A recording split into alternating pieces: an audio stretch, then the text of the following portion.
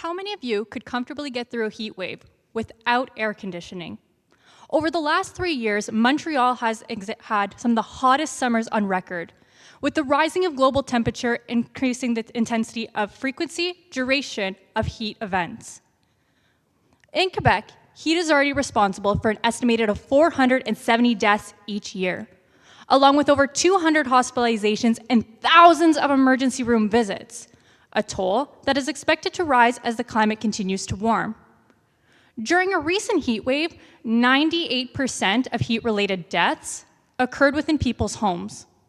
This striking statistic has highlighted the critical need to understand how indoor temperature, rather than outdoor conditions alone, contribute to heat-related risks. Efforts have been undertaken to establish a maximum indoor temperature limit, and to our knowledge, any current proposed limit can only be supported by the use of outdoor air temperature or from a controlled laboratory setting deriving heat health relationships. We do know that certain populations are more vulnerable to the heat due to factors such as age, health status, socioeconomic status, or access to cooling resources.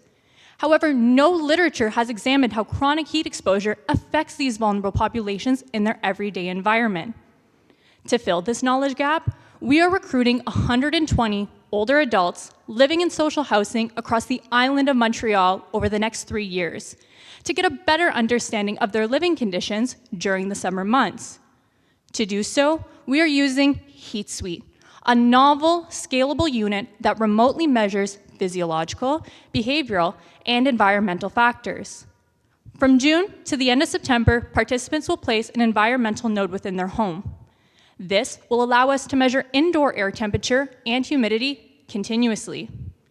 Every day, in the morning, afternoon, and evening, participants will independently perform predetermined tasks such as body mass, blood pressure, oral temperature, and perceptual surveys. This will allow us to monitor physiological and behavioral responses. Each measure is connected to a smartwatch via Bluetooth, and once the data receives from the watch, the measure will get automatically uploaded to our online platform, enabling our research team to provide ongoing monitoring.